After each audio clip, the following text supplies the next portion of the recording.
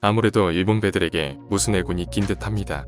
근래 들어 대형 해운 사고에 일본이 관련되지 않은 사건이 없을 정도입니다.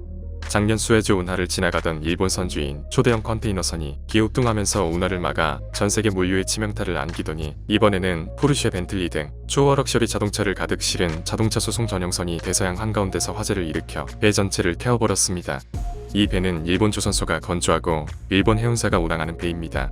18일 블룸버그 등 외신에 따르면 폭스바겐 그룹 자회사 차를 싣고 대서양을 통과해 미국으로 향하던 펠리시티 에이스에서 화재가 발생했습니다. 펠리시티 에이스는 일본 해운사인 몰 소속 선박이고 신쿠루시마 조선소가 건조한 배입니다. 이 선박에는 벤틀리 189대가 탑재돼 있는데 벤틀리 대변인에 따르면 이들의 가치는 3천만 달러에 달합니다. 각 차별 모델과 옵션 등을 고려하면 실제 가치는 수백만 달러를 넘어설 것으로 보고 있습니다. 포르쉐는 1100대가 실렸으며 가치는 최소 6천만 달러일 것으로 예상되는데요. 람보르기니, 폭스바겐 GT, 골프 R, ID 3모델, 아우디 등도 선적돼 있던 것으로 알려졌습니다. 이 배는 독일 엠덴을 출발해 미국 로드 아일랜드 데이비스빌로 향하는 중이었습니다. 화재 발생 원인에 따라 보험 처리가 될 것으로 보이는데요. 선박에서 문제가 생겼다면 선사나 선주사 등의 보험으로 피해를 처리합니다. 차에서 문제가 생겨 화재가 발생했다면 차 제조사가 보험 처리를 하게 될 수 있습니다. 이 배에는 전기차도 다량 싣고 있는데 배터리에서 화재가 발생할 가능성도 배제할 수 없어 자동차 제조사도 바싹 긴장하고 있습니다.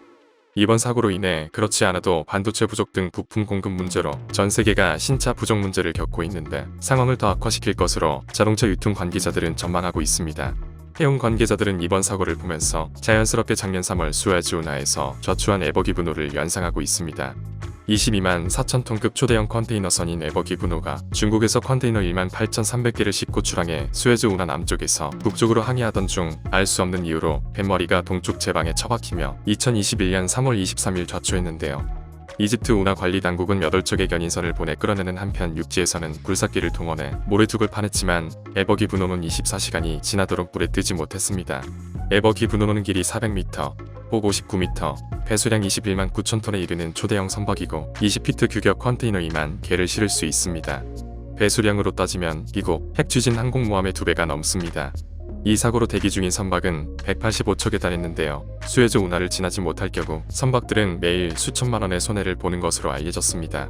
운하 관리 당국에 따르면 지난해 수에즈 운하를 지나간 선박은 약 1만 9천 척으로 하루 평균 51.5척 이상인데 세계 물동량의 12%가 오가는 운하 통행이 완전히 중단되면서 전 세계의 물류는 올스톱되는 비상 상황을 겪었습니다.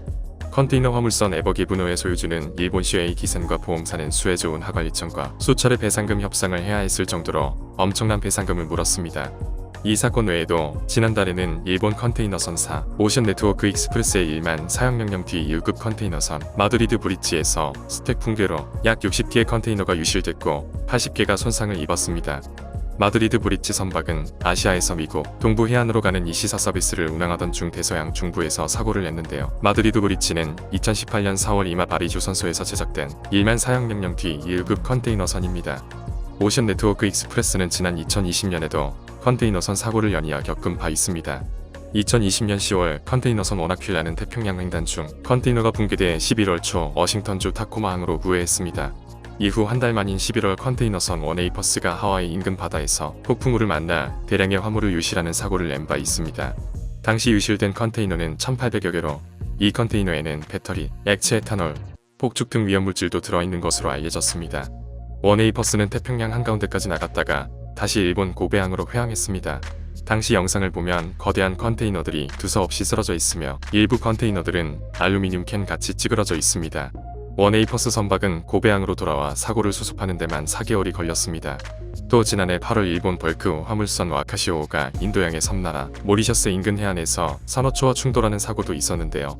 이 사고로 화물선 MV 와카시오호에 실린 기름 약 1천여 통이 해안으로 유출됐습니다. 기름이 대량 유출되면서 천혜의 해안으로 일컬어지던 모리셔스 해안은 순식간에 지옥으로 변했습니다. 피리어리아와 같은 동물들이 기름으로 뒤덮인 채 발견됐고 주민들은 사탕수수 잎 등으로 기름을 수거하며 오염 제거에 안간힘을 썼습니다. 안전 전문가들은 컨테이너 선박 사고의 주요 원인으로 선적 경로와 관행 등에 대해 의문을 제기하고 있습니다. 선박의 경우 사고 발생 시 조선사에 대한 신뢰감이 떨어지기 마련인데요. 국가별 수주 전령에서 한국, 중국에 밀린 일본이 2022년 수주 전쟁에서 또한 처지에 있을지도 지켜봐야겠습니다. 이상 업데이트부였습니다.